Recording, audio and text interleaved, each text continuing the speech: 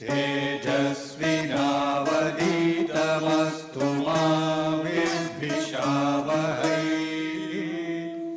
ॐ शान्ति शान्ति शान्तिः।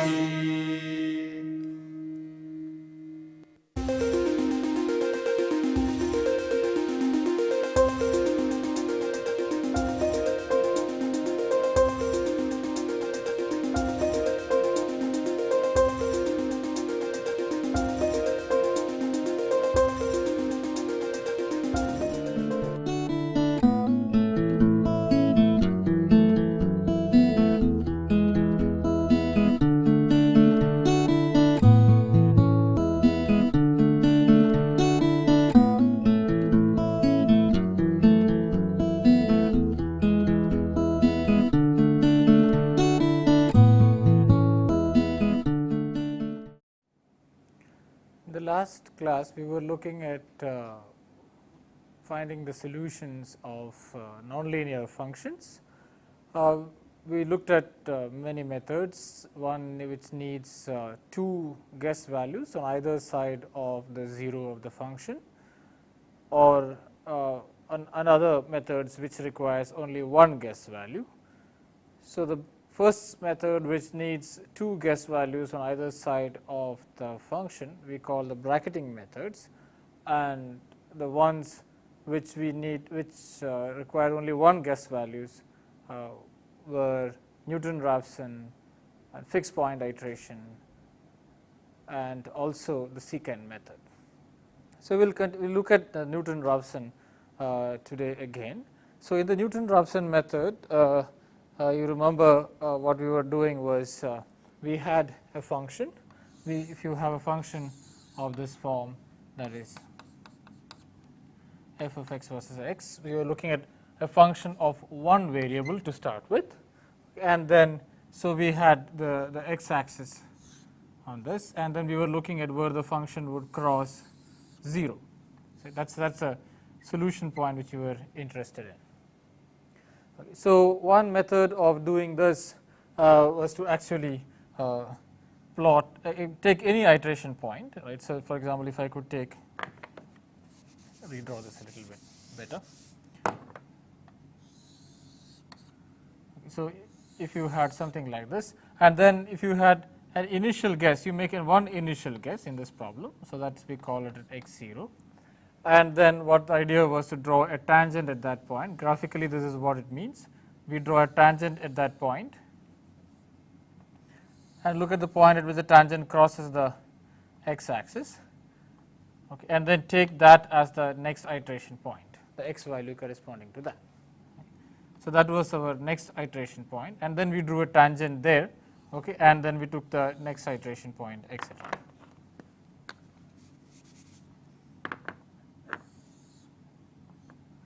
Okay, so this value is taken, and then we draw a tangent there, okay, to get the next iteration point, and that's how we continued to get the function value. Okay. So, that was the summary here. So, if you have some function which is of this form, okay, so then we make one guess value. Here I taken it as x0. You draw a tangent there, and then take the point with which the tangent crosses the x axis, and then take that as that x value as the next iteration point, that is the next guess value or the next approximation to the 0, and then you go there and then draw another tangent and then go to the next point, etc. Right.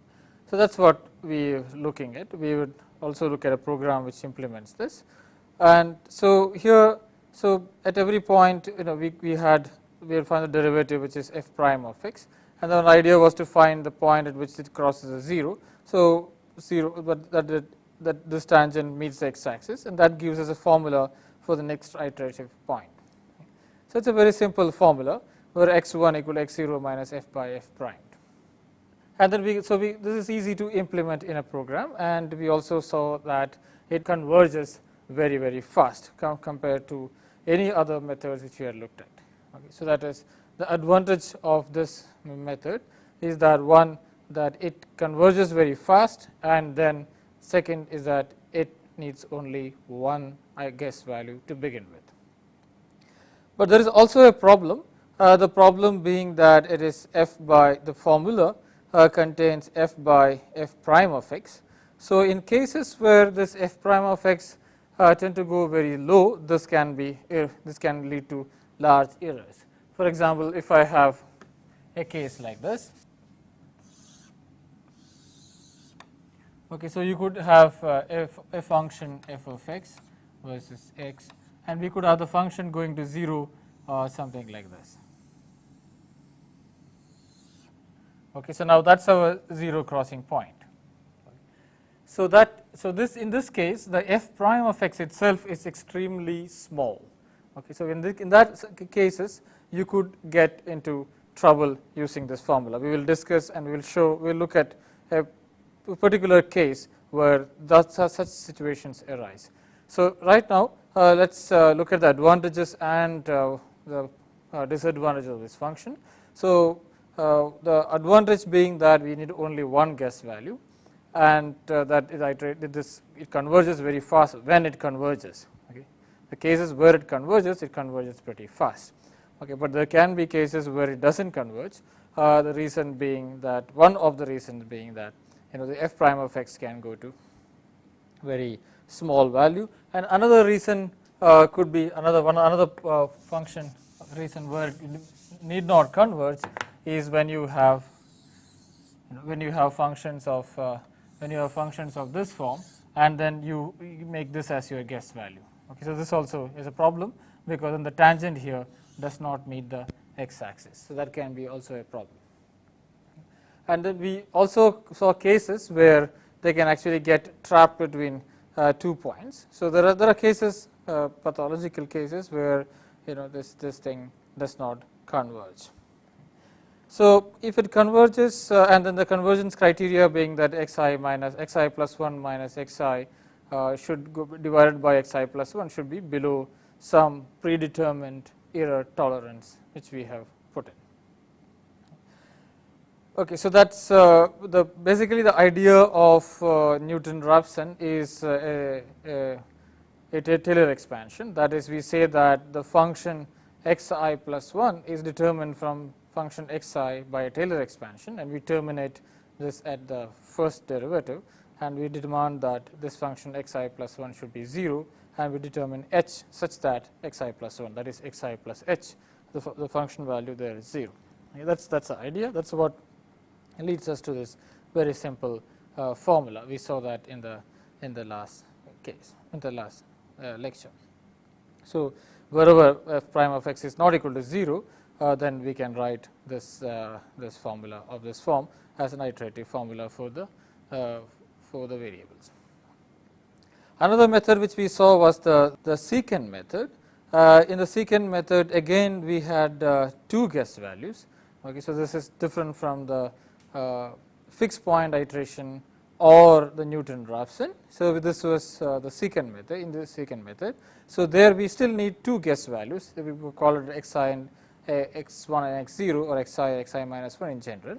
So the next point there is determined from these 2 guess values.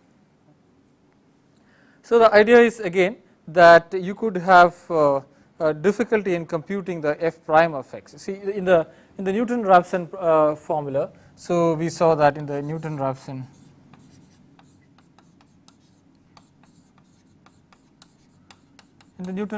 we had the formula that xi plus 1 is equal to xi minus f of xi divided by f prime of xi, or f prime at xi. Right? So now the problem is we need to determine this f prime of xi, that is the first derivative of the function which we want to solve, that we were trying to solve functions of this form f of x equal to 0, and that's what we are trying to find the minima of. So the difficulty may arise when we don't know what the derivative of the function is. That is, this function itself could be coming from another program. So we don't know the actual functional form of this.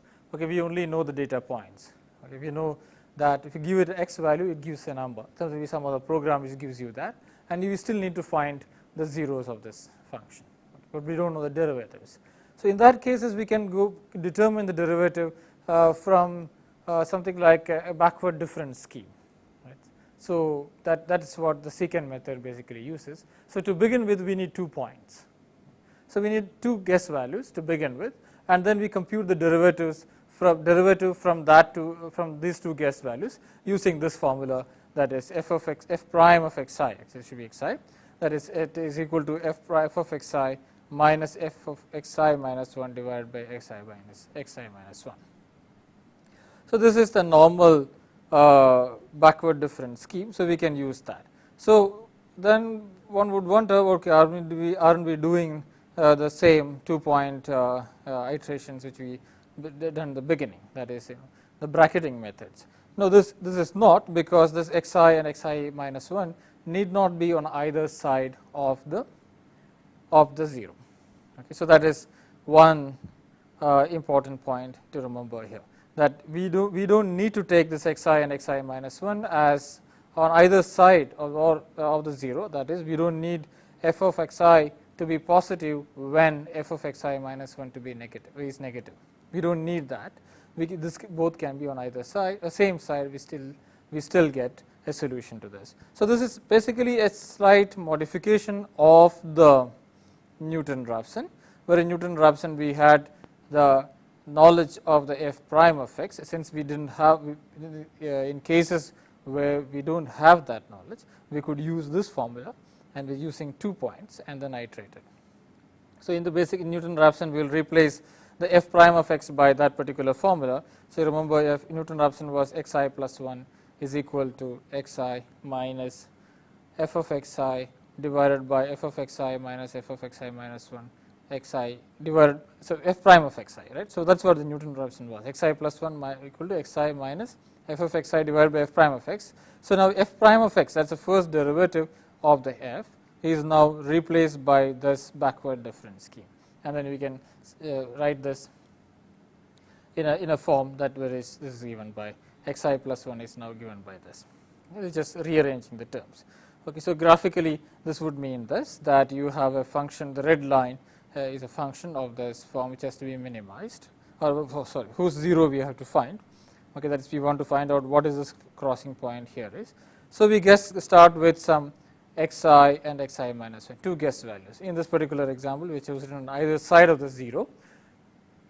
We don't need to do that. We can choose it on same side itself, and then now instead of drawing a tangent, we are drawing a secant, that is just a line connecting these 2 points. So, the backward difference scheme for the tangent could be quite off, right, when the 2 points are very far apart, and that is what this is. So, when there is 2 different points, the 2 points which we guessed xi and xi minus 1, and that is very far away, and then there is a secant which connects these 2. And this line crosses the x axis here. So, we take that as the next iteration point. Okay. So, now here comes the difference between this secant method and the bracketing methods. In the bracketing methods, what we did was we replace xi minus 1 always by, so f of xi minus 1 is negative. So, we will look at whether f of xi minus 1 or f of xi, which was negative, and we will replace that particular point by this. That is, if f of x of xi I plus 1 here will replace x of I if f of xi is negative, because f of xi plus 1 is negative. Okay. Otherwise, we would replace this point. That is the bracketing method, but in this case we will always replace xi minus 1 by xi and xi by xi plus 1. That is, the tangent, the secant is now drawn between xi and xi plus 1. So, that is this line, the next line here which you see below. Okay, that is the line which will be next drawn, and then look at where that is crossing this point. So, that is here, okay, and then we will draw between these 2 points. Okay, so, now we will drop this point and we will draw between these 2 points. Okay, that is a method. Okay. So, we will continue to do it this way. So, now notice that when we went to the second case, that is we started from xi minus 1 and xi, and then we went to xi and xi plus 1. Then you have actually the secant on the same side of the 0. So, this will not happen in the bracketing methods, right. In the bracketing methods you would say okay, the new point is xi plus 1. So, now f of xi plus 1 is negative and f of xi is also negative. So, I will keep the xi minus 1 and I will throw away this point, and now I will iterate between this point and this point. Okay, that in the bracketing methods I will draw a line connecting this point to this point xi minus 1, but here it is not done that way. We just throw away this point and then we will draw a line between these two. So, I hope that is clear, the difference between the secant method and the bracketing methods.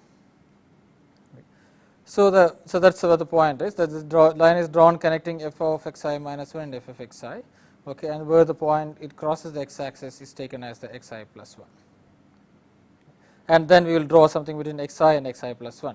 So, this point xi minus 1 is always dropped, okay, to get the next point. So, now this is different from the bracketing methods in that sense.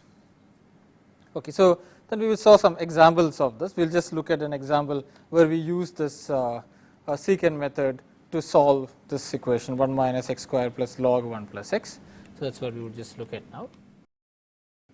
So, we have a program here called, okay, so that this program basically implements that. Remember in our last class we discussed a general framework for this program, that is the main function we have here, okay, that starts from here and ends here. It is a small main function, so which takes two guess values. So, this program basically all it does is it defines what is the method which you are going to use. So, here it says so okay, now this is secant method. So, that is what we are going to use. So, this is similar to the, okay, now I want to show you that this comparison with this and the false position method. Okay. So, here again that is a bracketing method. So, this is we are going to use here the x2. So, this is the formula which you are going to use. x2 is determined by that formula which we just saw, that this is the formula which you are going to use, right. For the x from x1 to x2 we use this formula. So, that is what is shown here in this. Okay, the function value at x1 multiplied by x0 minus function value at x0 multiplied by x1 divided by the function value of x1 minus the function value of x0 determine x2. Okay. So, then x0 is always replaced by x1 and x1 by x2. Okay. So, we do not look for what is the function value at x2 is to determine whether x0 should go to x1 or x1 or x2 should go to sorry, x0 should be replaced by x2 or x1 should be replaced by x2. We just replace both by the next iteration point, that is this x2 is always given by this function, and we always replace x1 by x2 and x0 by x1. So, that is the method. So, that way it is different from the false position method, and so then this is the secant method. So, we just call we will have two guess values here, that is what this function, the main function would simply read that to guess values, okay, and then it calls that method. So, you just change this to secant method, sorry. So, from false position we go to the secant method.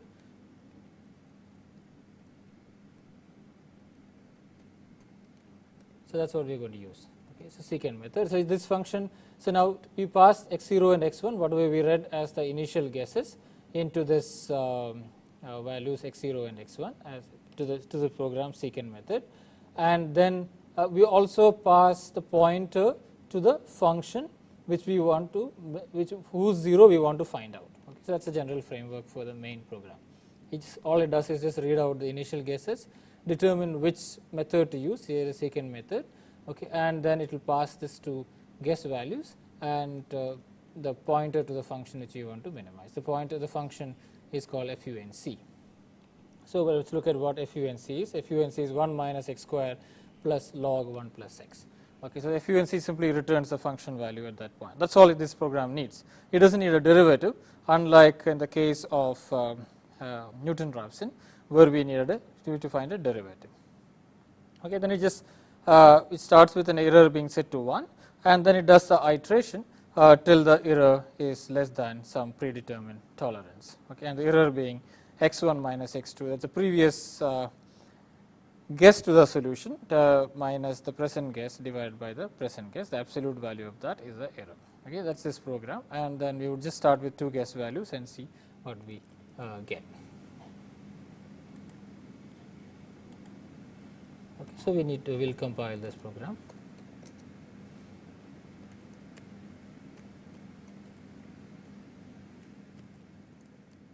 So, you need two guess values. Let us just give it as 2 and 1. Okay, and that is a 0. So, that is so it converges pretty fast. Okay, compared to, if you remember, the bracketing methods. Again, this is as fast as in the case of the Newton-Raphson is. Okay, so this converges very fast. So that's so we are printing out the error. The error, this is the error. Okay, and that's a function value, and this is the x value which we got. So you can see that we started with error being 0.21 and it's gone to a very small value, and the function has converged to 0 to 0. So we could, so the function which we itself we looked at was we were looking at 1 minus x squared plus log of 1 plus x. That is a function which we just looked at. Okay, so and we will plot the 0 line also.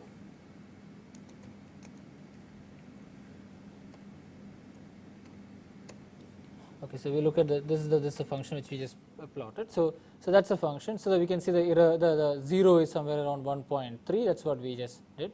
So but we started with a guess which is 1 and 2. That is what we guessed as the initial guesses were 1 and 2. We could try something different also. We could try, for example, 1.5 and 2.5 and see what we get. That is on the same side of the 0. Okay, that makes it different from the false position method. So we could just do that, and 1.5 and 2.5. So you can see it converges at the same rate. So it converges pretty fast again to 1.36. Okay. So that shows that we don't need to actually we don't need to actually make the guess at the same side, at two different sides of this 0 in this particular method. So that makes it different from the false position method and easier to implement in that sense. Okay, so going back to our discussion here. So this is the method. This is the last method which we will look at.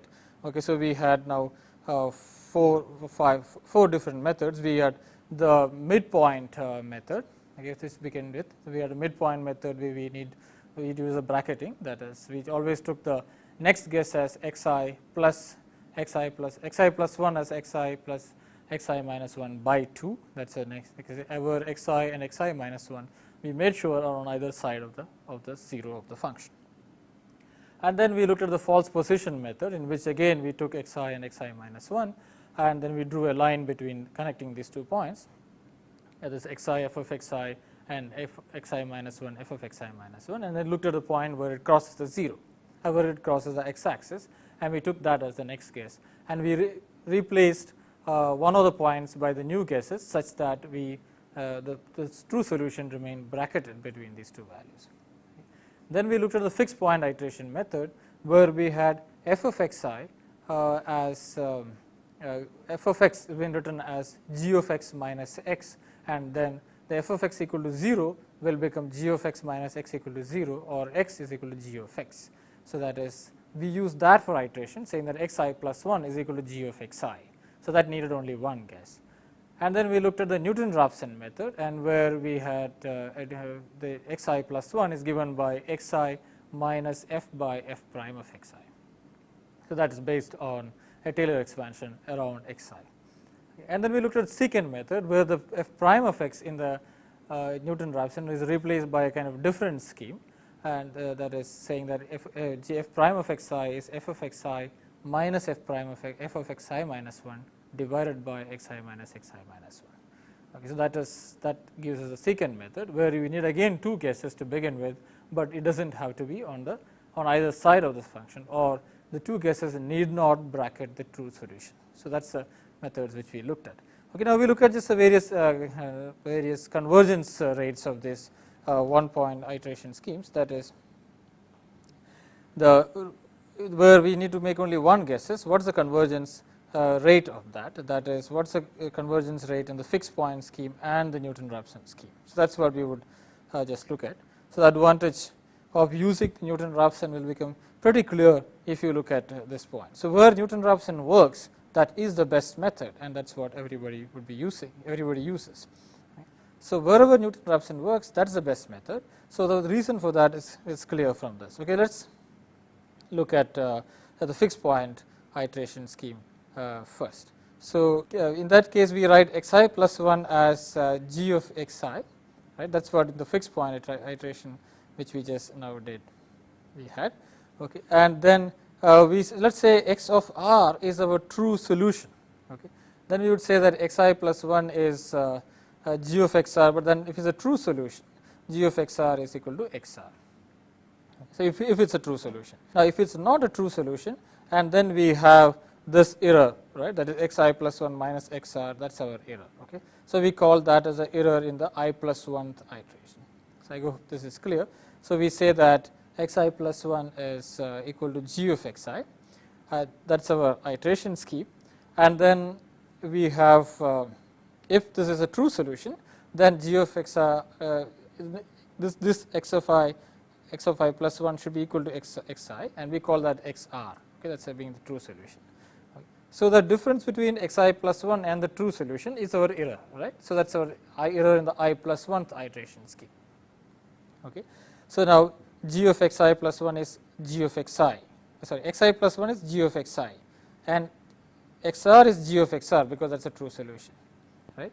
And so, we could use that formula here for the error. Okay. So, ei plus 1, which is xi plus 1 minus xr, that is the difference between the value obtained at the I plus 1th iteration to the value, to the true value, is equal to the value of the function g function, not the f, the g at xi minus g of xr.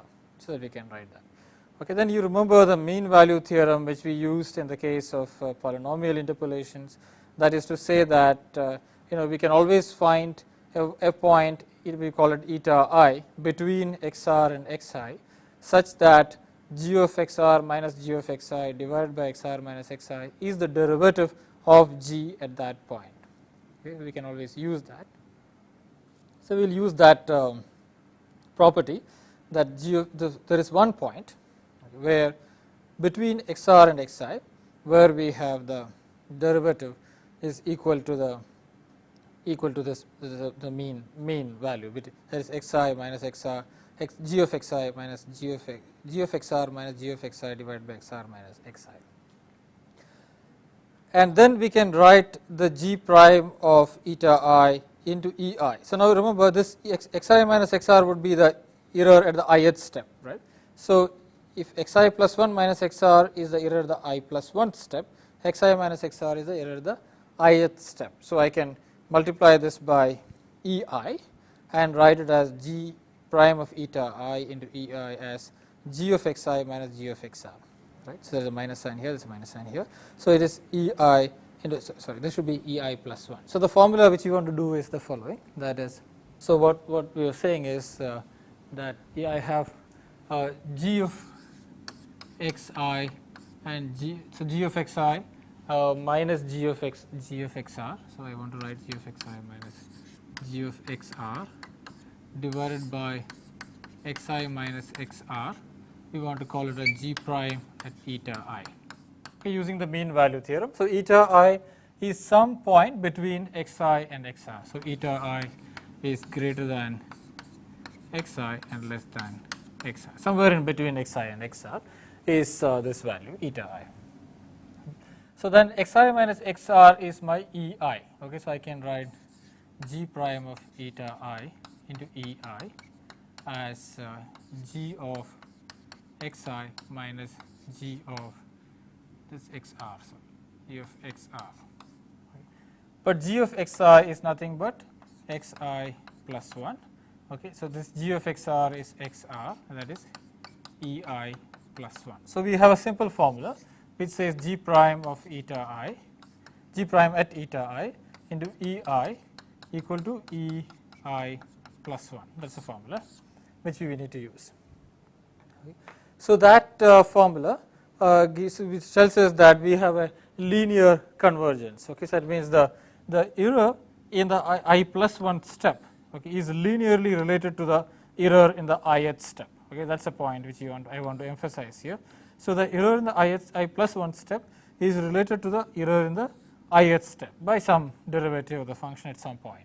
It is not important what this is some derivative, but it is a linear derivative at some point. It's but it's linearly related. These two are linearly related. So, these two errors are linearly related. So, we have a linear convergence. That is what we would say. We have a linear convergence. So, this should be ei plus 1. And then the next scheme, that is, we look at the same thing for the Newton-Raphson. Okay. So, now in this particular case, we had g of xi as xi plus 1. So, that was our scheme, or we had xi plus 1 is given by g of xi. So, when you look at the Newton-Raphson, we have this formula, okay, xi plus 1 is equal to xi minus f of xi by f prime of xi. So, let us see whether we could, again using the same definition for error as xi plus 1 minus xr as e of I plus 1, what kind of relation between ei and ei plus 1 we can get in this particular formula. That is what we look at now. Okay. So, that is, so we have xi plus 1 given by xi in minus f of xi by f prime of xi. Okay. And then, so now if f of xr is a true solution, in this case f of xr will be 0, right. So, then I have f of xi if I expand around f of xr. Okay. So, if I expand around f of xi, so I get f of xi as f prime of xi into xr minus xi plus f double prime of xi, etc. Right. So, that is a Taylor expansion around xi. Okay. So, I Taylor expand the function around the guess xi, okay, and let us say I go to xr from that. Okay. Then if xr is a true solution, then the function value is 0. So, I have that 0 equal to f of xi plus f prime into xr minus xi, f double prime, the second derivative, and xr minus xi whole square by 2, etc. Okay. So, I can rewrite that as f of f prime of xi into xi minus xi plus 1 minus xi as this. Okay. So, that is just I am just rewriting that function. Okay.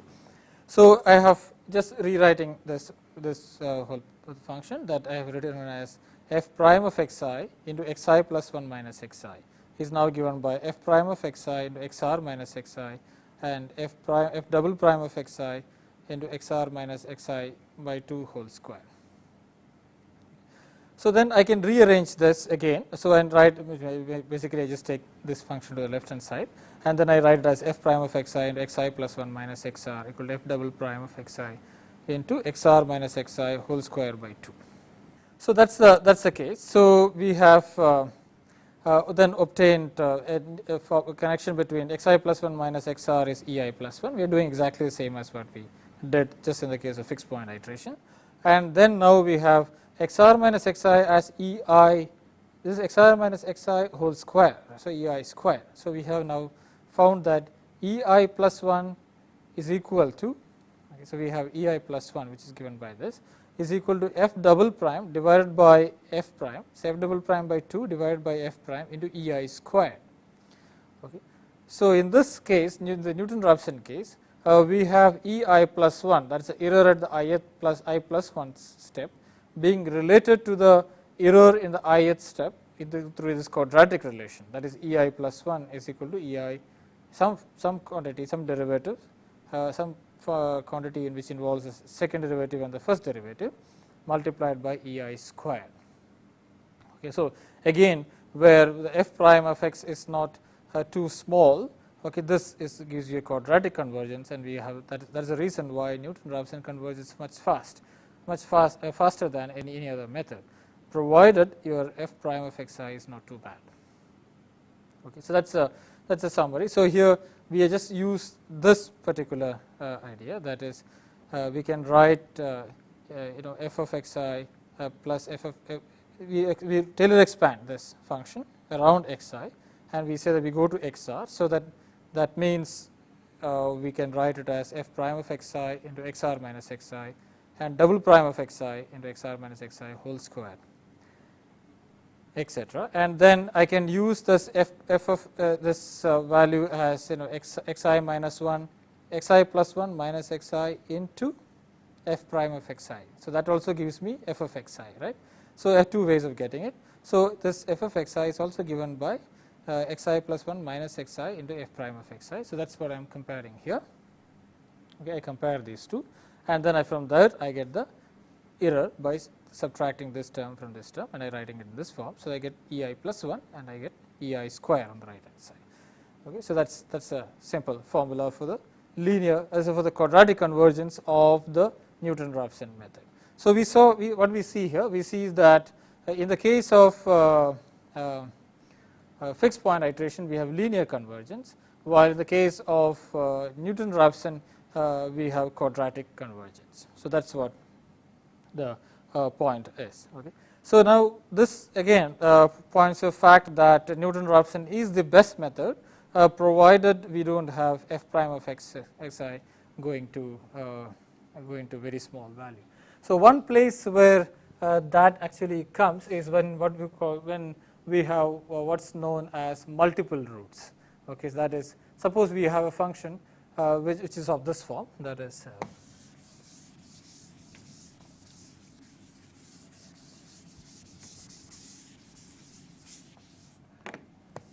okay, suppose we have a function which is of this form xi minus 1 whole squared into xi plus 2, xi minus 2. Okay. So now we know where the roots of this function are, right. So this function's roots would be at so it will be x equal to 1 is definitely a root of this function.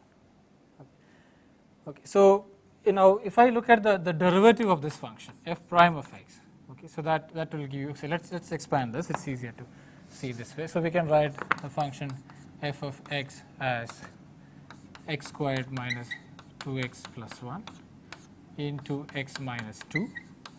So that is x cubed minus 2x squared plus x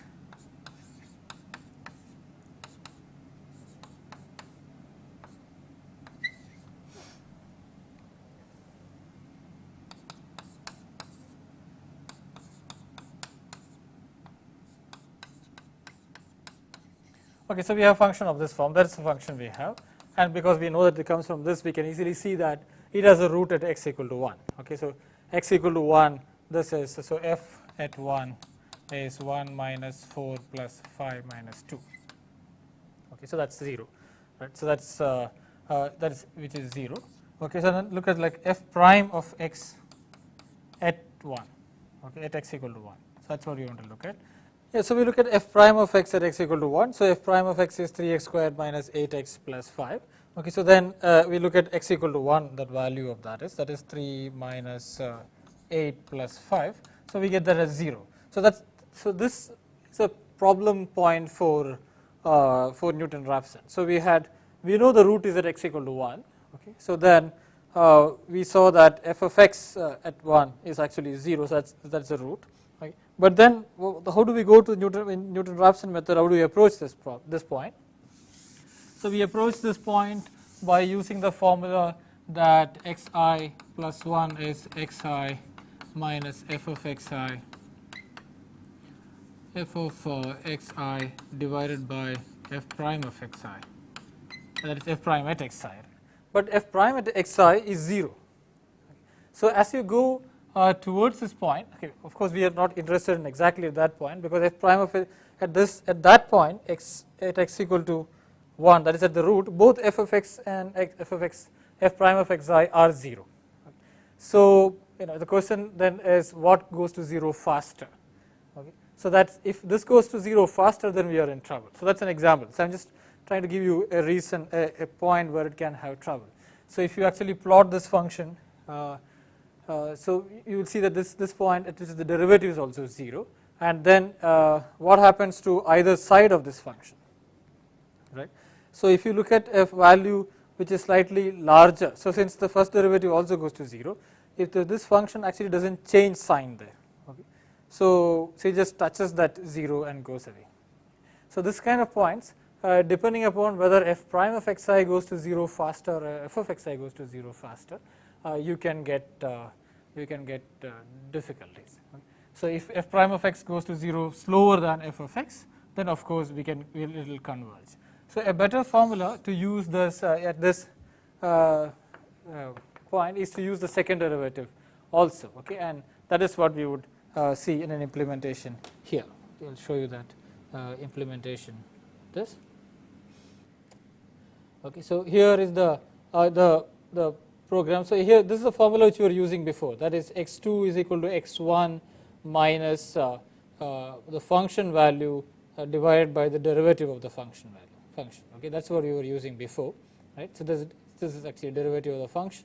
Okay. So this formula is now replaced by a slightly different formula, which says x2 is equal to x1 minus the function value multiplied by the derivative of a value divided by the derivative multiplied by the derivative square minus f minus derivative 2. Okay, that's we are going to write this formula, that is xi plus 1 is equal to xi minus function now is multiplied by its function at xi is multiplied by f prime of xi divided by then f prime of xi squared minus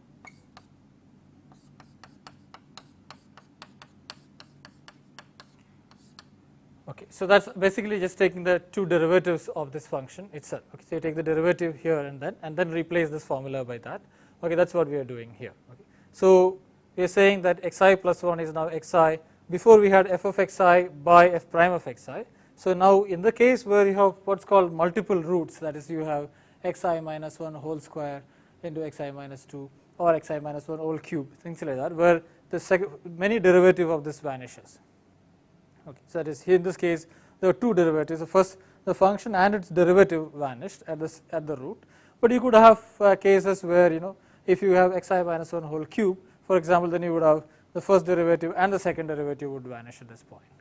Okay, so those kind of cases it will be advantageous to use a formula of this form, that is xi plus 1 minus x equal to xi minus f of xi and f prime of xi divided by f prime of xi squared, that is first derivative square minus a function at that point multiplied by its second derivative. So the disadvantage of course is that now we need to also determine the second derivative. So where the second derivative is available, and then this is a faster method for convergence. We will just see that right now. So let's use the old formula. So this program here actually minimizing a function of this form, that is the function here. Okay, I hope you can see this function. So that is the function is x to the power 4 minus 6x cube plus 12x square minus 10x. Okay, so let's write this function here on the board. So we will try to minimize a function of this form, that is x to the power 4 minus 6x cube plus 12x square minus 10x plus 3. Okay, so we want to find the 0 of this function. Okay, so I plot this function here. So I'm just plotting this function here. Okay, that is here x to the power 4 minus 6x cube plus 12x square minus 10x plus 3. Okay, so I'm just plotting that. So that's given here. So you'll notice that this goes to 0 at this point around 1, right? So it's at 1 it goes to 0, but it goes to 0 extremely slowly. That is it is almost flat there. So that is its first derivative and second derivative vanishes. So now we'll just use Newton-Raphson to find this 0. So let's start from some point 5 or something and then see how fast it would converge to that point. Okay, using our old formula for Newton-Raphson method. Okay, so we'll just use that. So we'll compile this program.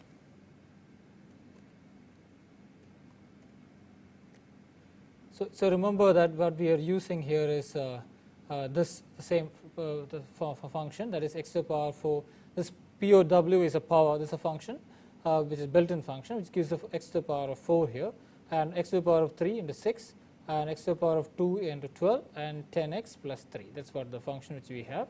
Okay. And then we are using the simple scheme, that is we are going to use the normal Newton-Raphson, that is x2 is now x1 minus f by derivative of the function derivative here. So here I call this function, okay, which is passed on to, so the method I am using is Newton-Raphson again. So I have one initial guess value in the main program. Okay, I have one initial guess value which I have to feed in, right? The reads it. Okay, and it passed to this program called Newton. So the initial guess value is passed, and the pointer to this function is passed. Okay, and this will return the 0, and the program will just print that 0 out. Okay. So now the function Newton takes this pointer as some other value called function. Doesn't matter. So then x1 is the initial guess value, and the function now needs this thing called function. That is basically func, right? So func now takes in as arguments is one x value, okay, and one pointer, okay, which is actually the function value itself, okay, and an array. In this array now returns array of derivatives. That array, the 0, the first element of the array, that is deriv 0, takes the first derivative, and deriv 1 takes the second derivative. Okay, so that's 0 and 1. So first derivative and the second derivative of the function, and that's what it returns. But to begin with, let's not use that. Let's just use only the first derivative and use the f divided by the first derivative formula. Okay, so star of, because f is a pointer here, as we saw. This is a pointer, and this is an array of derivatives. So first element being the first derivative, and the second element being second derivative. Otherwise, the program is the same as before. Okay, so now this is x2 is equal to x1 minus f divided by the derivative of f. Okay, that's what we are going to use. Okay, so we will run this program. Okay, so we will run this program now with this particular function. So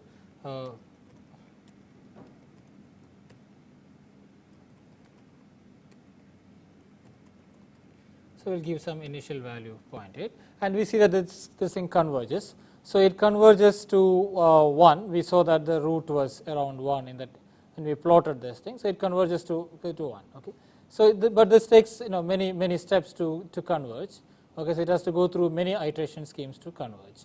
Okay. So but we will look at the slightly different formula. So that is we will now look at this case where we have. So what we have here is now x1 minus f into derivative, that is first derivative, divided by the derivative square, the first derivative square, minus f, the function, into the second derivative. So that's the formula which we are going to use now. Okay, so we will run that formula.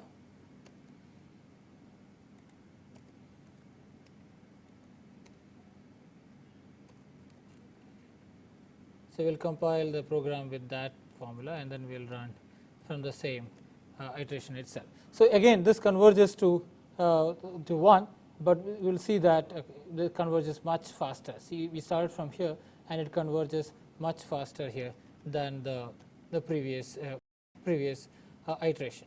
Okay, so that's the thing which I wanted to tell you, that in this case where we use this modified formula, that is where we use the derivative of 0 multiplying the function, and we also use a second derivative. Okay. The convergence rate is much faster, okay, than the formula which uses only the first derivative. Okay. So you can see that in various functions which you can try out yourself. Okay. So the Newton-Raphson with the second derivative converges much faster than the Newton-Raphson with first derivative, provided of course that you should be able to find the second derivative of the function. So this works much better, and the round off errors and other errors are much lower in this case where we use the second derivative. Okay. So before we end this session on the Newton-Raphson methods and finding the zeros of the nonlinear function, okay, we will should look at one more problem, that is what happens if you have, instead of one function, we have many functions. Okay, and we want to find the simultaneous roots of this set of nonlinear functions. Okay, for I given this as symbolically here, you could have a series of functions. Let's say n functions, okay, which has n unknowns. Okay, so we could have, for example, we could just have a function of say x squared minus xy equal to 0, and then you have some other function which is y squared x plus 2y plus 3x equal to 0. Some function like this. Okay, so you have two unknowns here, x and y, and then you have two equations. Okay, so you could have a series of functions of this form. So you could in principle have a series of functions, we call them f1, f2, f3, up to fn, and you have n unknowns. So in that case, how do we find the solution of this equation? Again, it turns out that Newton-Raphson is pretty easy, because we can make the guess values for all the solutions. That is, in this case, there are n values to be found to find the solution of this function, the set of functions. And then, so let's assume that to be x1, x2, x3 up to xn, and then we want to go and find out the values of x1, x2, x3, etc., such that all those functions goes to 0, right? All of them goes to 0 simultaneously. So the way to do that is again expand around that guess values which we have. Okay, do a Taylor expansion. Okay, so when you do a Taylor expansion of such form, okay, so we would now have f of, let's take an example, x1, x2, x3 equal to 0. That's what we want to find out, solution of this. Okay, so we start with some x1 0, so start with some x1 0, x2 0, and x3 0 as our guess solutions, and then we will write f of x1, x2, x3 as the value at x1 0, x2 0, x3 0 plus the derivative of the function by x1, right? So that's the first variable at x1 0, x2 0, x3 0 into x1 minus x1 0, and then we have the derivative of the function plus the derivative of the function at with respect to x2, the second variable, again at x1 0, x2 0, x3 0 into x2 0 minus x2 minus x2 0. Right, and then we have the next one, that is derivative of the function with respect to x3 at the initial guess value into x3 minus x3 0. So that is what we call h1, h2, and h3. Okay, so I can write this in the symbolic form as f at x1 0 plus, right, del f by del xj into hj. So where hj is x2 xj minus xj 0. Okay, that's what hj. So I can write that. This is sum over all the j's. So the sum over all the unknowns. Okay, that's what I have written here as. Okay, so that is this function I have written as. So then I can say that okay, now this is same as before, same as the one variable case, is the left hand side should be 0. So then I have a set of linear equations because I know the derivatives, and then I have xj del f by fi by del xj is equal to 0. Okay, so that's what I would have. Okay. So sorry, here I have to write this for both the cases. So I have three equations like this. This is for f1, the function f1, okay, and that is for function f1. Okay. I will have similar equation for f2 and f3 because I will have three equations, right? So I will actually have three equations for this. So I will have one thus, and then I have an f1 and f2 here, which is because there are three unknowns. I need three equations, and then I will have a f3 of x1, x2, x3 equal to 0. So I have three equations. So I have to expand all the three functions in this form. Okay, so that's the summary which you will get. Okay, so you'll get three linear equations, and we know how to solve a set of linear equations because we looked at elimination methods, etc. So we can use those set of linear equations to solve this particular problem. Okay, so I will just briefly show you that thing here. So we have if you have a system of equations, okay, so if you have a system of equations to look at, okay, again we will have to use some kind of matrix methods. Okay, so now I have set of nonlinear equations here, okay, and this function. So this function has as before, the main program is same as before. Only thing is now our functions will have now a set of equations to be given. Okay, so now that function, now we will have to construct this matrix equation. Okay, so that's what I'm trying to show you here. Just a minute. So here, so this, it calls this function. Okay, so we have x is now the initial guess values, all same as before. So we had the function which returns the function value. Now the function value is returned in an array, okay, and the derivatives are returned in a 2D array, okay, and the guess value itself is now an array. Okay, so that's what we would have to see. We will see the details of this program and the implementation of it in the next lecture. But we just for the time being, you can just look at this yourself. So what we have to do is now the modification from the earlier program would be just that when you call the function value, now we have to give it an array of initial guesses because there are many unknowns, and then the function return as itself is an array, 1D array, because a one-dimensional array because it has many functions, and the derivatives are now as a two-dimensional array of derivatives. Okay, so we will look at this program in the next class.